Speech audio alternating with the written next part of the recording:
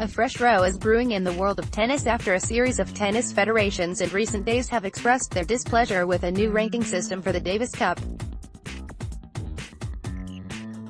The Polish Tennis Federation (PTZ) has announced that they are to launch an appeal to the Court of Arbitration for Sport in the wake of the new system that has been implemented in the Davis Cup. A change to the Davis Cup ranking system this year has resulted in the Polish team being placed in World Group 3. Even though they scored wins over Romania, Slovenia and Zimbabwe last year to qualify for Group 1 under the old system. The reason why they have been regulated back to the third group is because the new Cosmos-backed competition takes into account points won over the past 4 years. Something that has outraged the PTZ and their players. As the PZT Management Board, we will fight to return where we should be, Vice President Viktor Archatowski told the Polish press agency.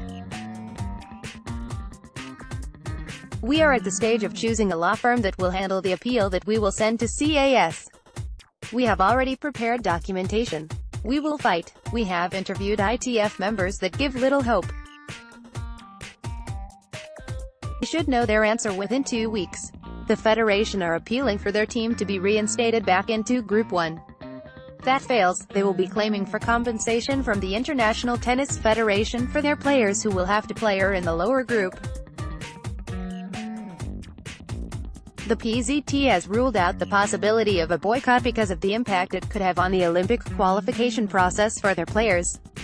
We were thinking about setting up a substitute squad, but the players are obliged to perform in them in order to be able to play in the Olympic Games afterwards, explained Archatowski. Next year, we could have had a Davis Cup match in Tokyo, so if they did not play now, we would block them from joining the Olympic tournament. Support from allies in the wake of the ranking system. Other countries have also expressed their anger over the current situation. Claude Lamberty, who is the president of Tennis Luxembourg, has sent a formal letter to the ITF. In it, the federation said they disagreed and was disappointed by the new system, pledging their full support behind Poland. The letter has also been signed by the national director of the Davis Cup, Marcus Stegman. The system applied, depending exclusively on the nation's ranking, is at least in our appreciation against all sports principles. In the playoff tie last year in April, our team won against the Georgian team and achieved by that, according to Davis Cup rules, to stay in Group 2. Now, after the qualifiers for the World Finals, our team is, despite this sporting achievement last year, related to Group 3 and Georgia, who should have been relegated, considering the results of last year, remains instead of Luxembourg in Group 2. Even worse is the case of Poland, which gets relegated to Group 3 instead of going up into Group 1. An extract from the letter reads: Monaco's chief representative in the sport has branded the changes as sportingly unacceptable. Elizabeth Anne Massey, who is the president of her National Tennis Association, says the new format has a negative impact on both players and fans. The ITF is very performant and productive as far as accumulating actions and decisions, which is killing the Davis Cup, one of the most prestigious worldwide tennis competition with almost 120 years of history. Now, the new rules concerning the different group levels of the 2019 format are just sportingly unacceptable. It will be more and more difficult for players and sponsors to keep their motivation and for the fans their enthusiasm. The Monaco Tennis Federation stands fully by other federations facing the same issue: Luxembourg, Poland, Montenegro, Estonia, Namibia and Kenya. Demoralizing. Outside of Europe, there is also frustration in other countries.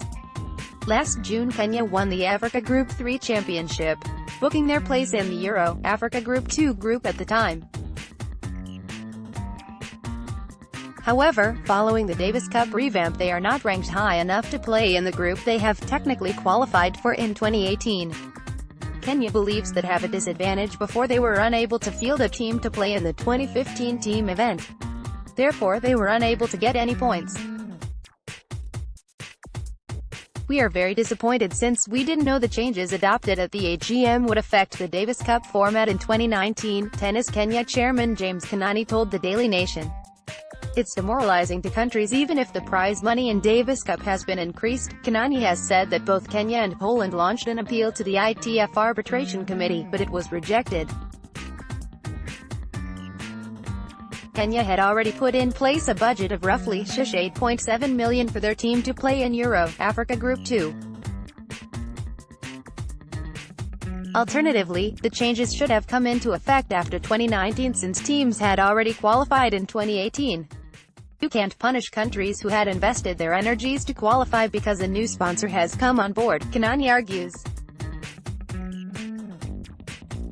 They say countries are bound to benefit immensely, but that is not how to manage events. Like Kenya, Namibia are also in the same situation after finishing runners-up in Africa Group 3 last year. The governing body of men's tennis have responded to an allegation made by the senior tennis official. The ATP has said there is no truth in it claimed that the ATP offered ranking points to the ITF Transition Tour on condition that no data would be sold to betting companies. Earlier this week, the vice president of the German Tennis Federation, Dirk Hordorf, launched an attack on the newly formed Transition Tour. Under the new system, WTA points are only awarded to women playing in events that have $25,000 in prize money or more.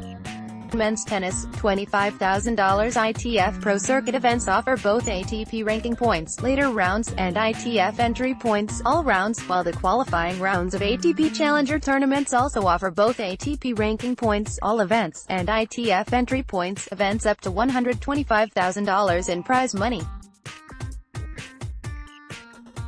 Players can use their ITF ranking to enter into professional tournaments. In a Facebook post, Hordorf said that the ITF refused to accept an offer made by the ATP in relation to ranking points on the men's tour. He alleged that the ATP was willing to offer ranking point to tournaments at every level. The only condition was for the ITF to not sell their data to betting companies. In accordance to a recommendation set out by the Independent Review Panel (IRP). The ATP never intended not to give ATP points to Transition Tour tournaments, former futures. The only condition for giving points was not to sell the data to betting companies, as the independent panel, which was installed by all 7 governing bodies of tennis, suggested, Hordorf wrote. The ITF decided to sell the data and not having points on these tournaments. Shortly after the publication of Tennis' first article on the topic, the ITF contacted us directly. Heather Bowler, who is Executive Director of Communications and Digital for the ITF, stressed that Hordorf's comment was incorrect.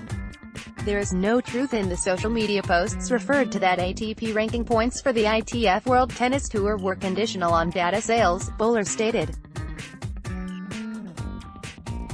With the two figures in disagreement over their version of events, a spokesman from the ATP has stepped in.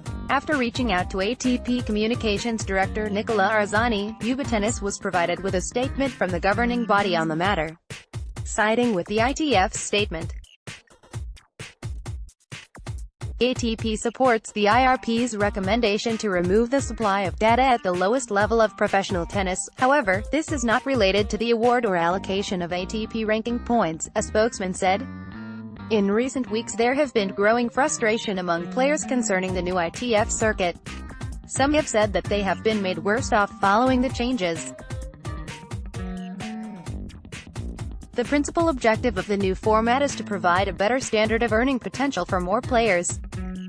Tennis hopes to contact Hordorf in the coming days for further details about his previous comments. Peter Wozniacki has opened up about his daughter's fight against rheumatoid arthritis during an interview with a Polish website. Caroline Wozniacki at the 2019 Australian Open, photo Roberto Dell'Olivo. It is unclear as to how long Caroline Wozniacki can continue playing at the top level of women's tennis, according to her father and coach Peter. Peter, who has been Wozniacki's main coach throughout her career, has said that his team are taking things step by step since her diagnoses. Last year, Wozniacki revealed that she has rheumatoid arthritis, a long-term autoimmune disorder that affects the joints. There is no cure for the condition, which can cause swelling, stiffness and pain in numerous parts of the body. symptoms can also include tiredness and a fever. Wozniacki was due to play in her country's Fed Cup tie against Poland, but had to withdraw due to health reasons. As a consequence, she risks being ineligible to play at the 2020 Olympic Games. Under current rules set out by the International Tennis Federation, players must play a certain number of Fed or Davis Cup ties in order to be eligible for the Olympic Games. We are aware of this risk, but on the other hand, we do not know how this season will be going, Peter told Sport.pl. We do not know how long Caroline will be able to play tennis. We are in a new situation, with a disease that was diagnosed last year. For now, we approach it so that we are happy that the daughter gets up for the next day and can train. Despite her uncertain future, the former world #1 has refused to let her arthritis slow her down. Speaking to reporters in Melbourne last month, Wozniacki said she was managing her condition well with few setbacks, explaining that she is now more focused on recovery and resting her body. For me, it's just all the time making sure I get good massaging, good treatments, ice baths, stretching, do everything even more thoroughly than maybe in the past, Wozniacki explained. I think especially as an athlete, you're even more aware of it. You know your body even better, she added. It's kind of hard to put into words, but I can definitely tell the difference whether it's just soreness from training or soreness from that arthritis. A mixed start to the season has seen Wozniacki fall from 3rd to 10th in the WTA rankings. At the ASB Classic in Auckland, the 28-year-old was knocked out in the second round by rising star Bianca Andreescu. Then at the Australian Open, Wozniacki was lost in the third round to Maria Sharapova. I always say that when Caroline loses a match, she loses to her rival, who was better on that day. We never hide the fact that someone had a broken leg, a headache or other problems. We lost to a girl who just played better at that meeting, said Peter. Wozniacki will return to action next week at the Qatar Open after receiving a wildcard from the organizers. Daria Gavrilova is looking to rebuild her season in Fed Cup action this weekend as Australia take on USA in Asheville. Daria Gavrilova, at Tennis Australia, Twitter. Daria Gavrilova is looking to get her season up and running when she competes for Australia in Fed Cup action this weekend.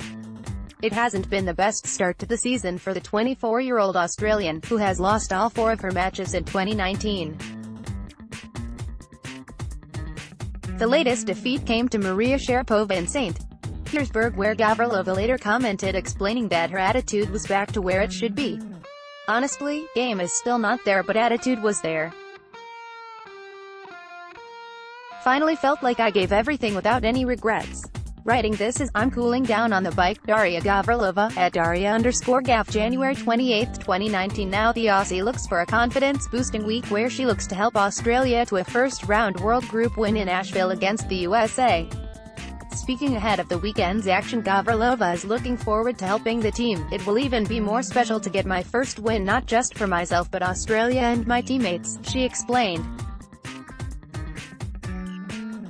The out-of-form Australian will be joined by in-form Ashley Barty, Kimberly Burrell, Priscilla Hen and Astra Sharma. After qualifying for the World Group last year, the visitors look to make a mark in Asheville this week as they take on 2017 champions USA.